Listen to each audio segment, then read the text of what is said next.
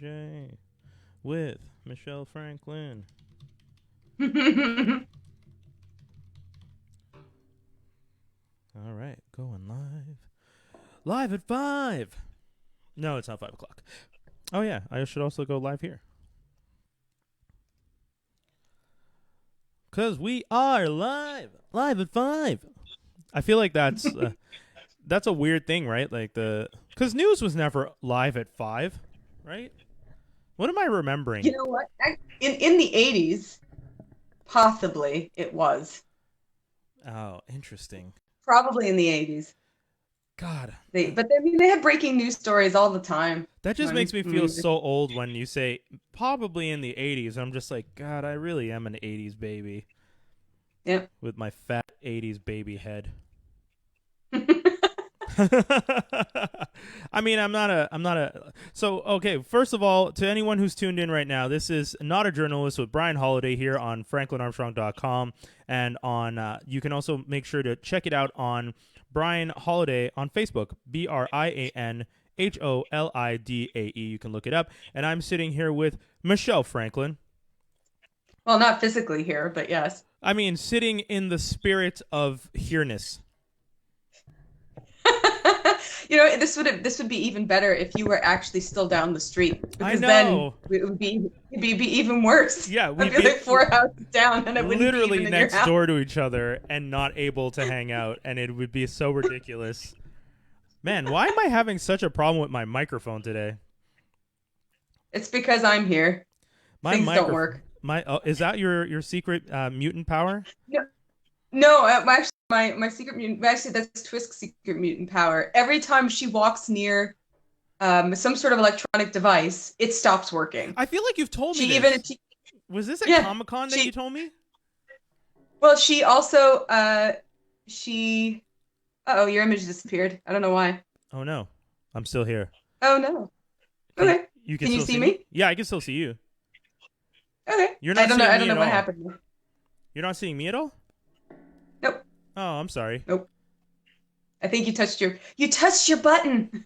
No, I'm using I'm trying to get us onto the Facebook Live. We're on IG right now with a few people tuned in. Shout outs to everybody that's tuned in on IG Live. On Facebook it seems to be giving me a bit of an issue. I'm not sure why, but we'll continue. So she has a mutant ability. Yeah, so Twisk, so she even volunteers at a bunch of cons, and I said, that's the stupidest thing that you can do, because I know the second that you touch the machines, it's going to go crazy. And sure enough, it happened at her first con that she volunteered at. She was doing the photo booths. Okay. For all the celebrities, and she was there for maybe 10 minutes before things started not working. Oh, man. She doesn't even have to touch anything. She just has to think about it. Reading is sexy. Hello. I love it. Yeah, one of my friends and students gave this to me. How have you been celebrating the... Okay, well, first off, I'll start off with the fact that Michelle Franklin is a classic introvert. Like you. Yeah, how would you describe yourself? I'm not hikikomori level yet. I don't think I'm that good, because I still have to walk outside in the sun. Yeah. Because actually, I hadn't been out since last Wednesday, and then around Saturday morning, I was starting to get fibro pains, and I from not being out in the sun, because I still exercise every day. Yeah. But I have to be, and I take vitamin D. But when it comes to supplements, there's only so much you can take. Yeah. So I am an introvert. I mean, look, I am enjoying myself. I don't enjoy the situation outside. I've had a couple panic attacks a couple weeks ago. That was not fun. Okay. But it's interesting, as somebody who is immunocompromised, and as somebody who has been forever yelling at people to stop coughing on me and wash your damn hands. Yeah. It's interesting. It's interesting to now see everybody else feel the exact same level of panic I feel all the time. Well, that's it, right?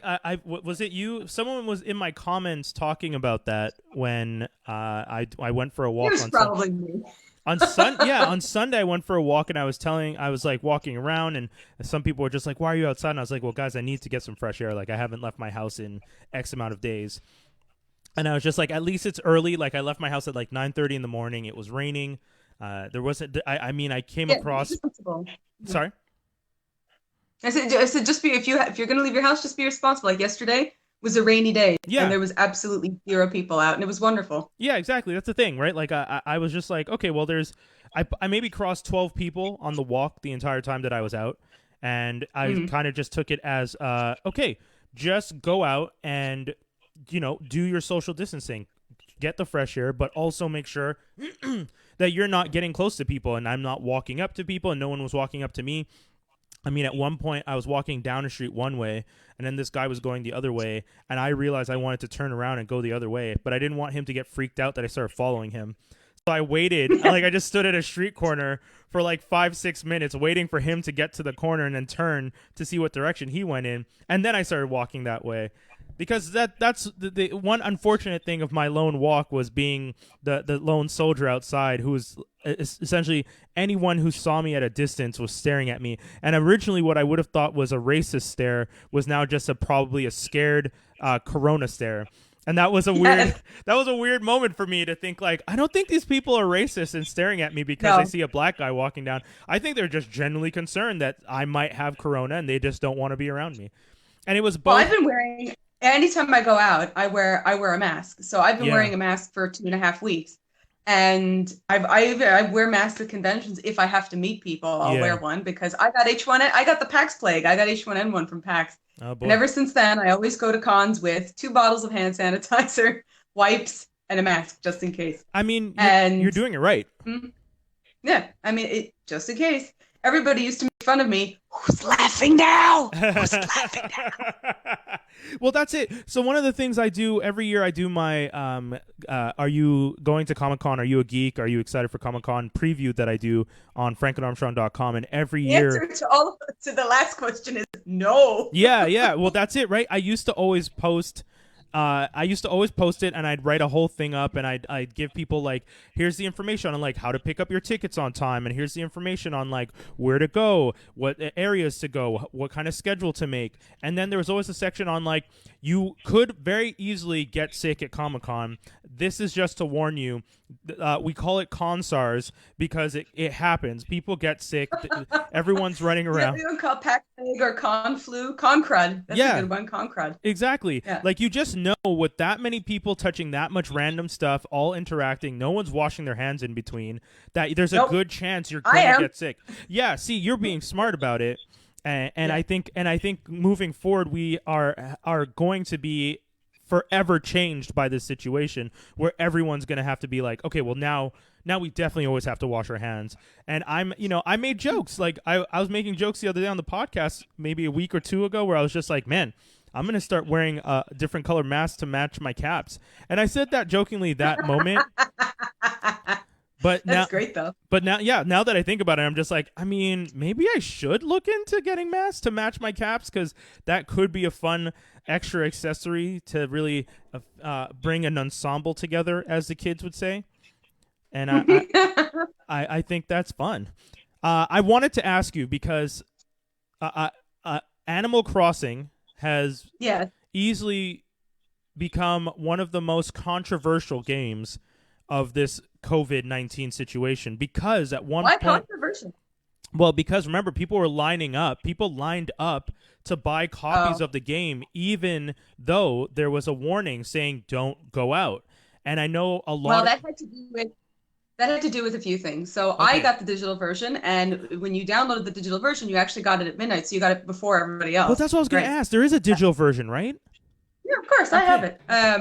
The physical copies, so there were the special orders, which came with things. Then there's the special Switch that came with the game. Okay. I mean, you get those things delivered to your house, but if you, for example, was it GameStop was open because they have pre-order specials, right? So when you pre-order, you have to, if you want the special, you have to go pick it up in store. Now, I worked a long time ago, EB Games and GameStop, which are pretty much the same company. I worked for them. They do not care about their employees. And I was even on Twitter saying, let your employees go home.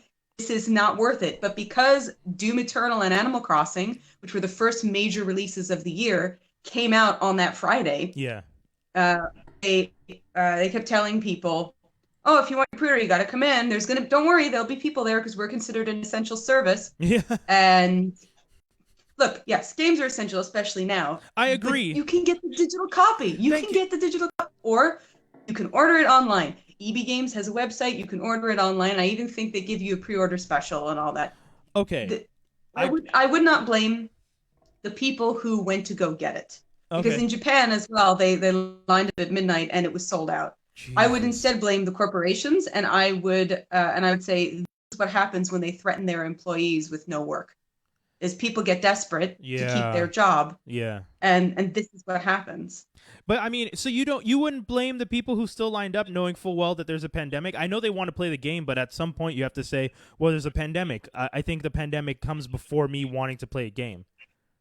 Because did they I have one question. For the pre-order, did they already pay for it? Yes. Oh. Yeah. Because I was just like, well, then why don't they just get it online? But if they already put the money in, and I'm guessing they're not going to get refunded.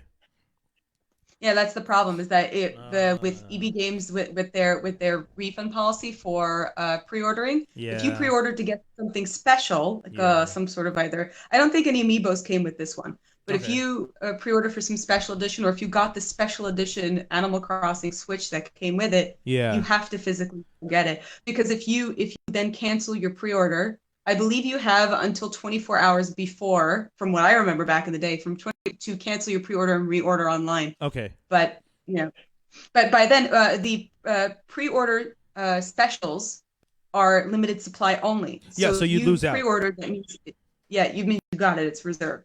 Okay. Whereas if you cancel your pre-order physically and then you want to order it online, there's no guarantee that you're going to get the special. I don't think it's worth it. No, yeah, that's the thing. I don't judge people who did it. I just wish I hope they would have kept their distance, and I hope they would have worn masks to go in the store. I know they were letting people in the shop one at a time.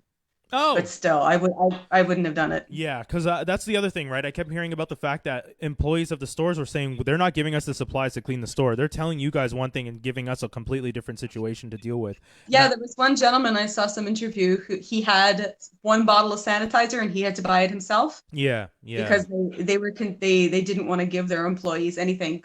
This is how they work, though, and then they wonder why their business is dying. You bring in 22 games, they give you $5, and they act like it's such a privilege to shop there. Yeah. Well, okay. It's trash. What was the other game? Because you mentioned another game that people have been playing. Doom Eternal. Sorry, Doom Eternal. Doom Eternal. Doom Eternal. Yeah, they came out on the same day. Okay, what's Doom Eternal about? You know Doom, Brian? You know Doom. Oh, Doom, the game Doom.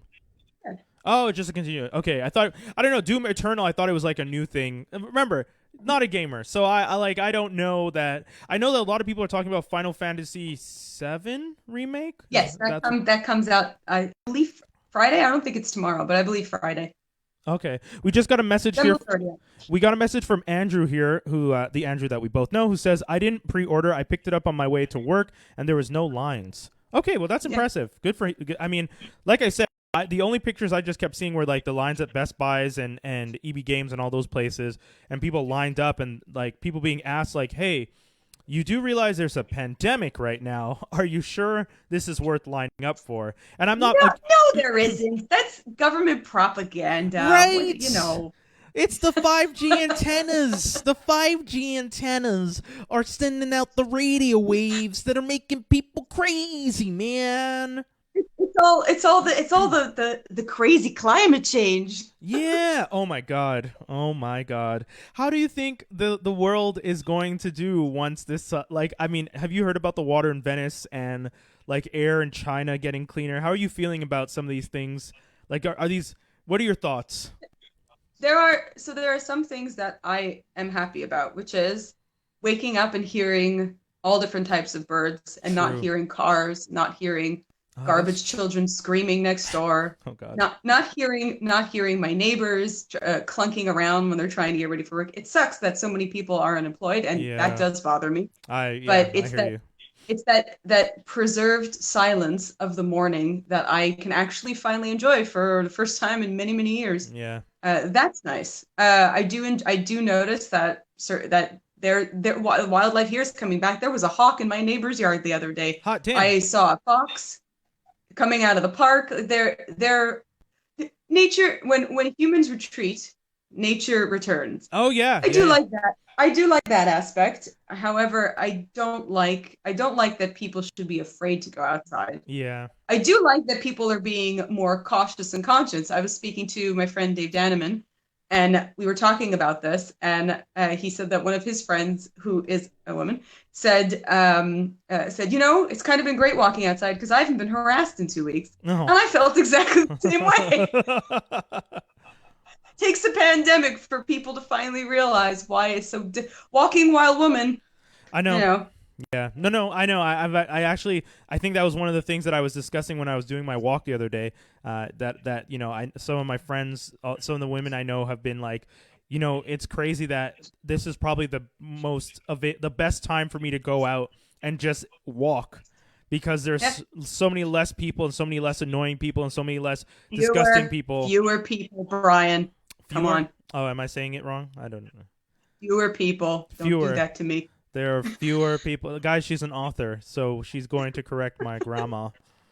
Not my grandma, but my grandma. Yeah. I mean, I one of the things for me that I'm noticing, and you're right, I didn't even think about it. The fact that waking up in the morning and just not hearing the hustle and bustle outside, I didn't even process that. And it's true. It does remind me of when I moved to the suburbs for the 6 horrible years that I definitely did not enjoy.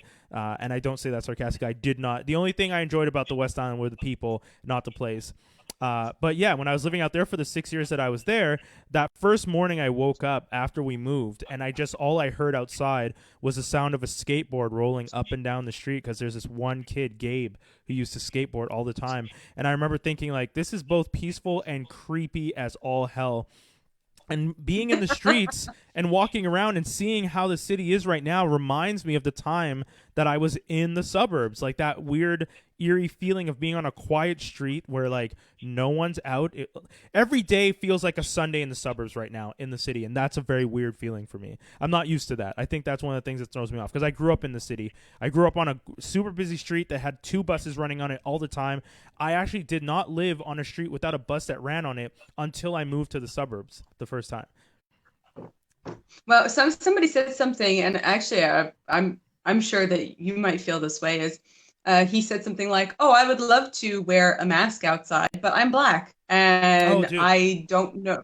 And now that the cops are going around, I don't actually feel comfortable like that. Wearing a mask. 100. I said that to someone. I explained, one, I don't feel as comfortable. I want to wear a mask, but I am also concerned about the idea of wearing a mask, because I genuinely did have a moment of thinking, if the cops approach me and I'm wearing a mask, are they going to feel like I am a threat? And they've proven that if you see a person in color wearing a mask, like even in the winter, I have my ninja mask, the one that makes me look like Snake Eyes.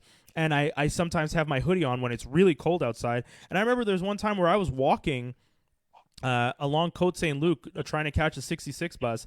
And I'm standing there. It's maybe minus 15 with a really nasty wind that cuts through your coat. And I'm about to put my ninja mask on and pull my hood up. And I put the ninja mask on, and as I touch my hood, I see a cop car out of the corner of my eye. And I just took the mask off and put it in my pocket, because I was just like, I don't want to risk the interaction. And that sucked. That was a really unfortunate moment to think I'd rather get frostbite than get possibly accosted by a police officer.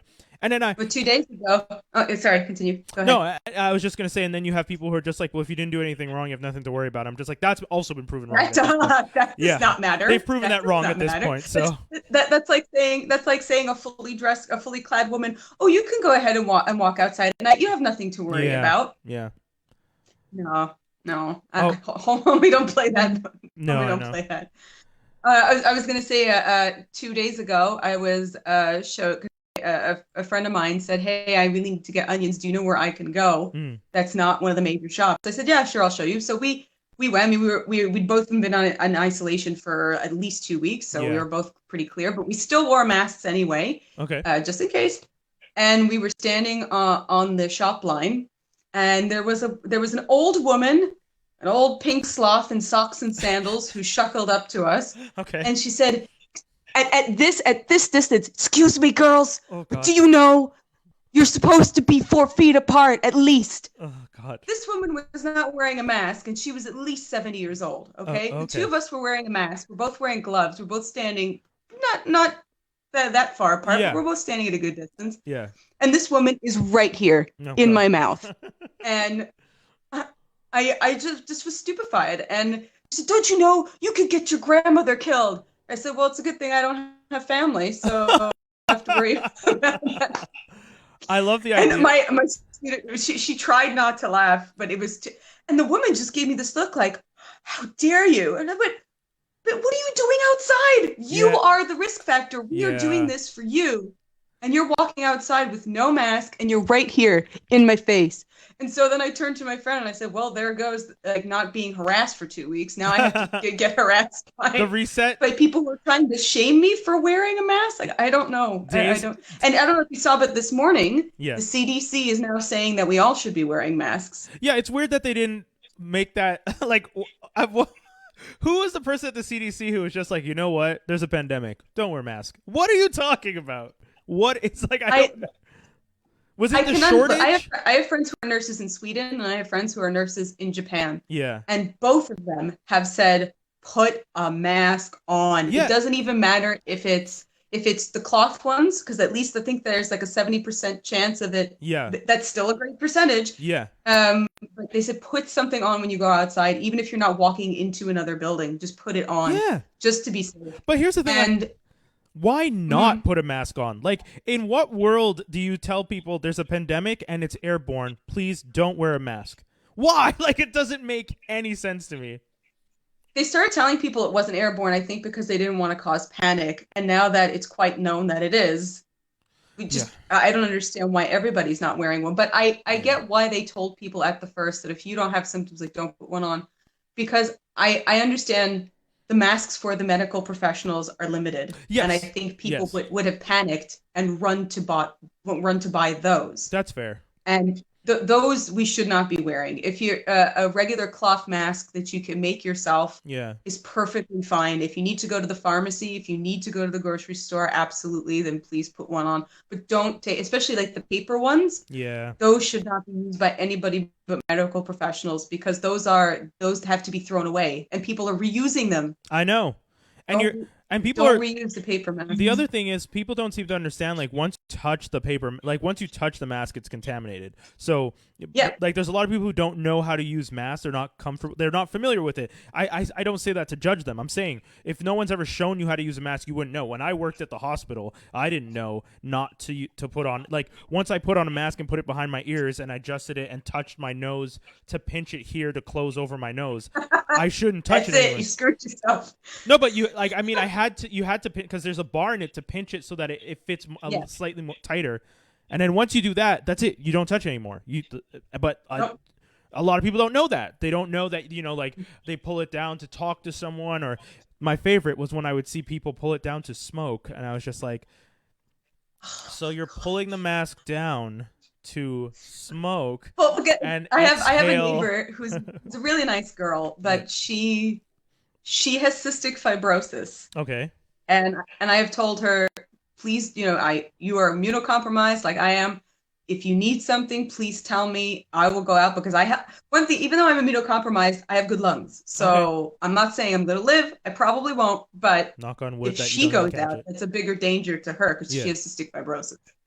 And I said, if you need something, please just it for you, and I will leave it at your door. Yeah. Okay? So I did this. That's fine. Come back, and I see her smoking on the balcony. Oh, Lord. I went, oh my God, you have half a lung anyway. Please don't do this. I don't like telling people. I like letting people make their own choices. Of course. And I respect free will. I respect that people are not going to make the best choices, because Lord knows I haven't made some good choices. But please don't, if you have a lung, if you have pulmonary problems, at this time, maybe we shouldn't be smoking. Yeah. Maybe. Yeah. Just saying. Have you been... I mean, even sorry, go ahead. No, I'll let you finish your thought, because mine is a question for something else. Oh, I was going to say, even Boris Johnson, who thought he was immune. Oh, yeah. No, he's not. He's in the ICU. No. Yeah, he's in the ICU in the UK. He's in ICU. Yeah. I mean, I've been saying, well, how's that herd immunity working out for you, Boris? Man, look, I don't want him to die. No, of course not. because right now he's the only person, unfortunately, holding that country together. Right? That's the thing.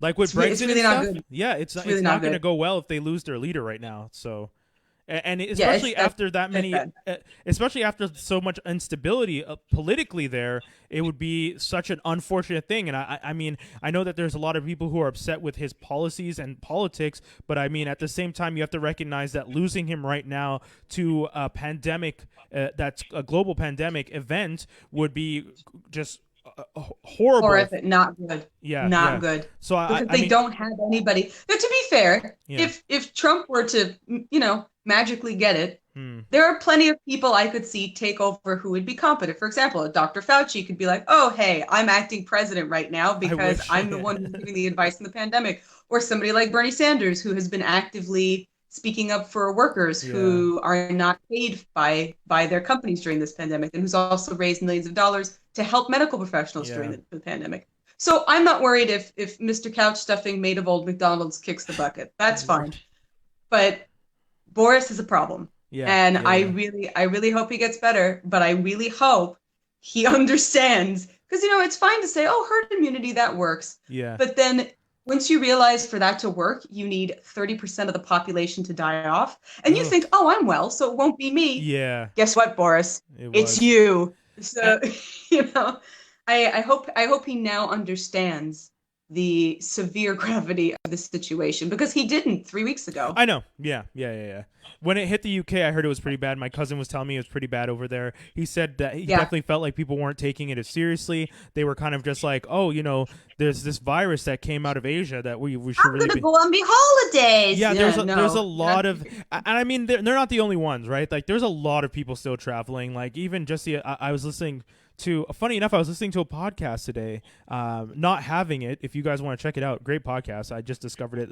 I think maybe 14 or 15 episodes, but these two young British girls who are essentially, and it's interesting listening to them because they're talking about the virus as it's hitting London, or England, I should say, and their experience with it as it's coming through, because week by week they're making small jokes, and then the jokes are getting smaller and smaller, and then the jokes are turning into slight fear and concern, and then the jokes are turning into like coping mechanism, and you're like, oh my god, this is a really dark, like, seeing the evolution of that, like, really dark, unfortunate fear in them. Oh, shout out to my friend Steph. She just joined us on IG, and I saw that she was watching us on Facebook before. She's doing the double dose, which is pretty dope. But yeah, those young people, those young women in the UK were just kind of like, I told my parents, because the parents, and that's one of the things. One of the girls, her parents were still planning to go on holiday when this was all happening, and she was just like, I just want to say this. I think it was early on. I'm in my late 30s, and you're young, but when it's not people our age who are going outside. Yeah, no. I just want to be very clear, and I don't want to name generations, but I notice that it is certain people of a certain generation who still think it's fine to travel in packs through the park. Whereas I have not seen a 30-year-old for maybe I know, right? 5 days. Yeah. I haven't seen, you know what? I'll give credit to anyone between 24, 25 to like the late 30s. Oh, 50s. Yeah, you're right. I'd say even like late 40s, early 50s. We've pretty much all been like, oh no, this is serious. I would say people under that age group and above that age group have been having slight difficulty either coping with the situation, and I'm wondering if it's also for the case of the people over that age group, I'm wondering if it's a technological disadvantage. Like, I know some people. Yes, I would say that it is. Yeah. Not for everybody. I have a neighbor who's 74 who's having the time of his life. He's having a great time inside because he's watching all HBO and Netflix. Yeah. He's loving his life. But my neighbor across the street, who is 80 years old, she's a wonderful, darling woman and hilarious. But she used to go to the library every day, and she is not technologically savvy, and she's losing her mind. Her son had to lock her in the house because she wouldn't stop going outside. He bought her an iPad. He got her set up online, and she just does not know what to do with herself. Yeah. And I can't even go over there to show her what to do. Well, that's it, right? Like, that's the thing. I feel like there's a lot of people who are feeling the isolation in a different way because they just aren't as comfortable with the technology that would help them get past these days, to help pass the days. I mean, me, even with my technology, I'm finding it hard. Like I'm happy that, I'm happy for some of the groups that I'm in on Facebook that it's just constantly people talking about ways to keep yourself entertained and like interacting. Like today I spent a large part of the day following new podcasts on Twitter because one of the groups just said, hey guys, let's do a Twitter exchange. And everyone, there's like thousands of people in this group, and thousands of Twitter accounts were just being listed, and people were just talking in the messages and tagging each other and following each other. And that's how I discovered Not Having It, the podcast, because I just started following them. They started following me, and hopefully, I'm hoping to do an interview with one of them at some point. And like all those are things that will help me pass time and keep busy. Because the unfortunate flip side is, I don't know if you heard, but there's a young man who took his life, and he said it was he left the note was like, the isolation is too much. I can't handle this anymore. And that was really sad. Well, that's why I have seen a couple of people have complete meltdowns. Yeah. I have reached out to them. Yeah. And said, the problem is when it comes, and I feel bad for you, Brian, because I know you're an extrovert, but yeah. I do feel bad for extroverts, but now you understand the comfort of not going outside as much as maybe you should. But I do feel badly for people who do get that energy off. And I do miss friends. Of course I do. Yeah. I actually staged for a friend of mine who had a birthday, who's also an extrovert. He's having a hard time because he lost his business too. So it's pretty tough for him. Yeah. So I walked all the way down to his house, and I just like waved at him from the door and then walked all the way back. But he sent me a message later on saying that what you did, he said, really touched me, and I bawled after you left. And I do feel terrible for these people. And yes, it's hard for me too. It is. It's hard for me not to, when I see like a neighbor I really like on the street, it's hard for me not to go over and say hello or, Yeah. But it is different. Everybody's dealing with it in their own way. And I will say this. I have never seen so many people turn to crafts and puzzles and things like that. I think that's great. We just got a puzzle delivered today. My partner Michelle is downstairs building it right now. She's putting it together, I should say. Actually, she's doing her favorite part, sorting. Yeah.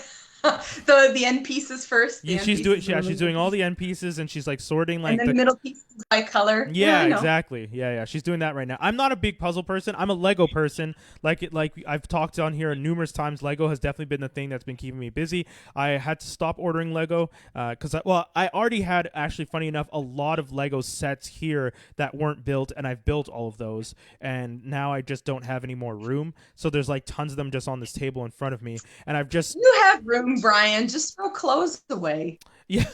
You don't need them anymore anyway. True. We're never leaving our houses again.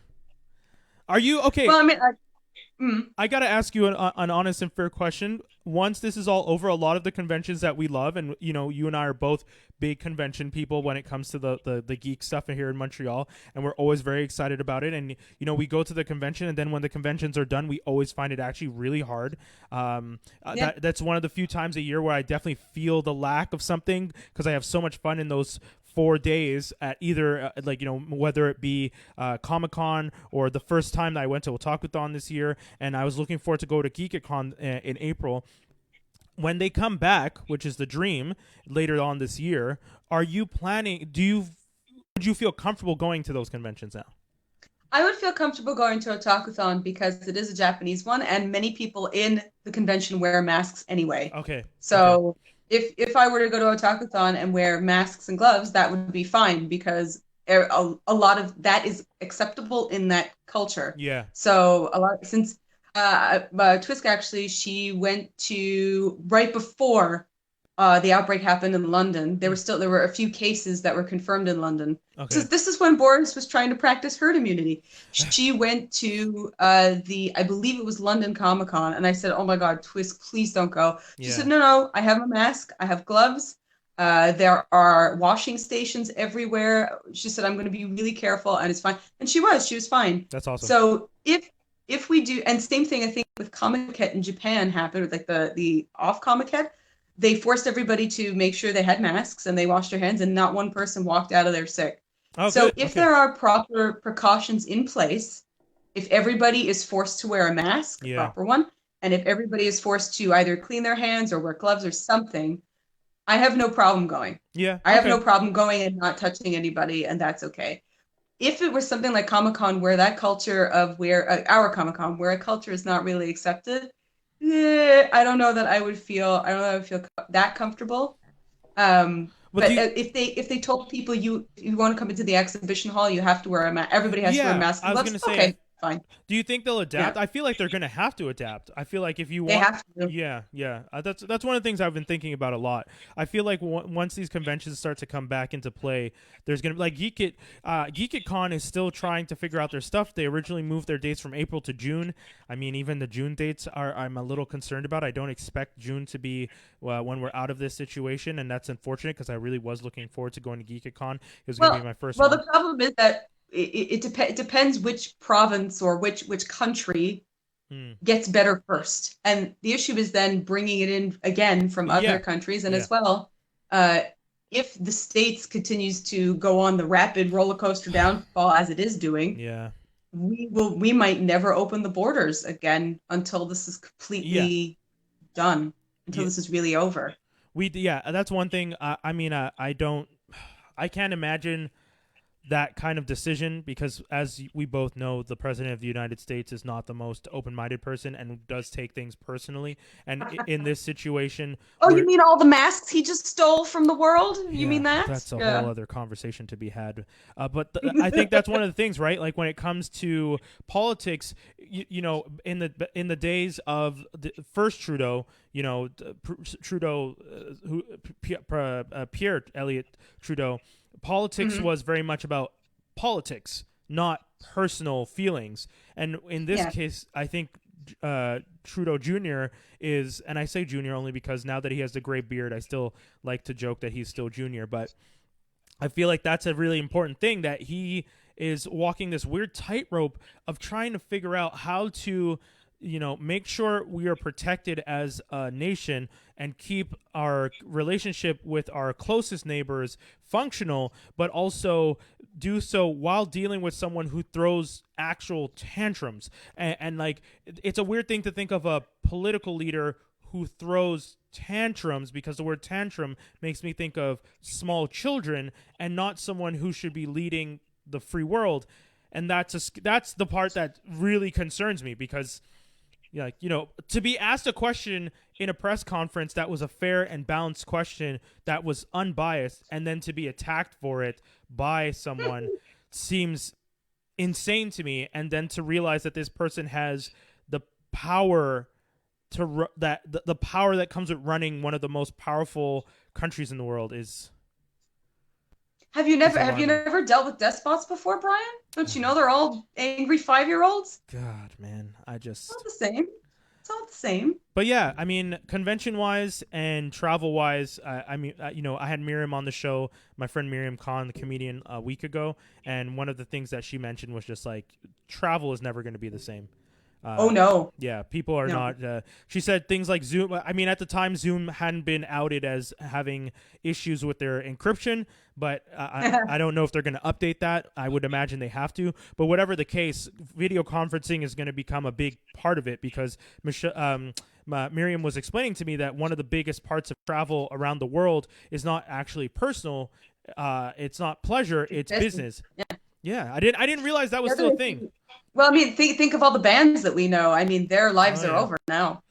Yeah, You I know, mean, I'm hoping that they lost their tours. yeah, They lost the ability nine. to travel. Did you hear the number? $9 billion is what they're saying the tour industry will lose this year.